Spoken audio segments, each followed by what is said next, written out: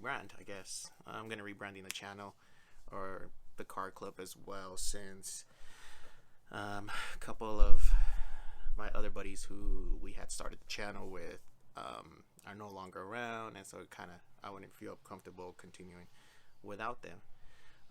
But this is part zero of what I'm gonna look for in the next project, right? I'm not exactly sure what I want to start with the next project or what car I want to use. I have a couple, like, hey, some of my hobbies are mostly cars, motorcycles, and stuff like that. So I'll update videos. I think my next video is probably gonna be whenever I figure out what my next project car is.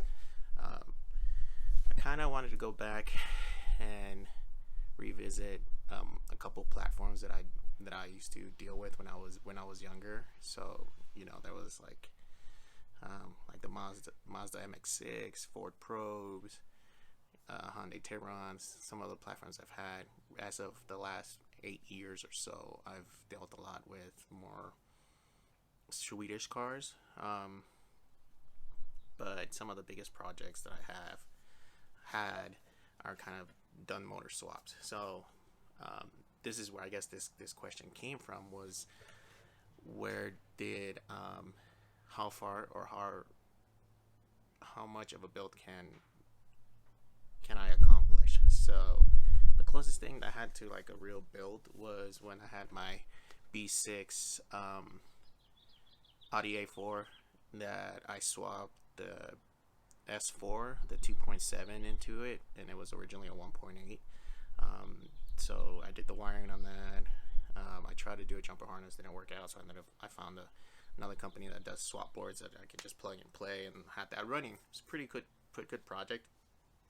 I think overall, I spent maybe less than $3,000, and that was including the car. I bought the car with practically a blown motor for like $400 or $500, and then I was able to find a 2.7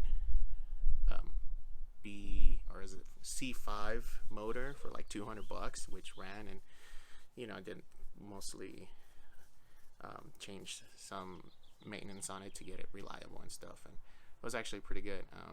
Got a custom exhaust done to it, and it was pretty decent. I actually regret selling that now that I think about it. Before that was my COVID project that I did in 2020. During the COVID pandemic, everything was shut down, so I was able to finish that in a summer. But prior to that, 4 or 5 years before that, I had a New Edge Cougar that was a 2.5 V6. Stock motor, was pushing 175 horsepower.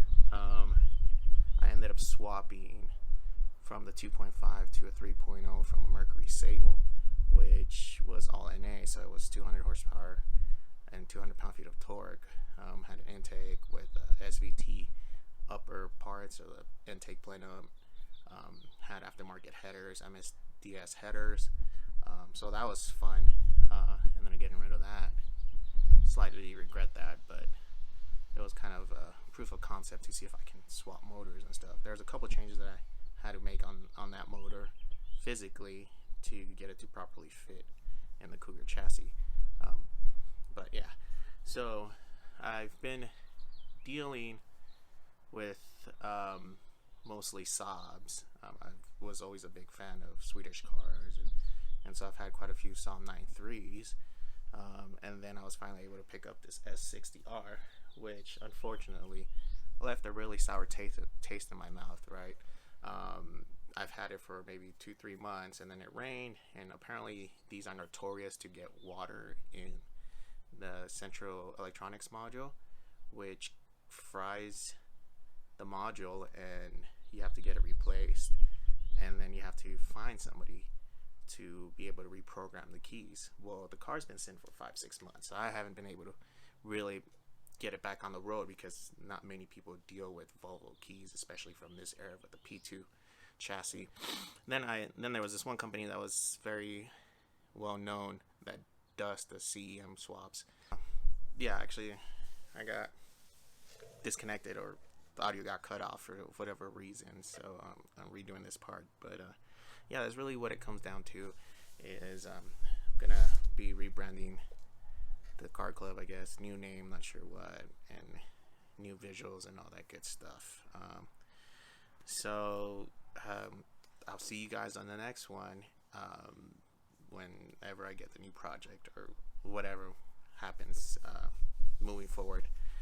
So I'll see you guys later.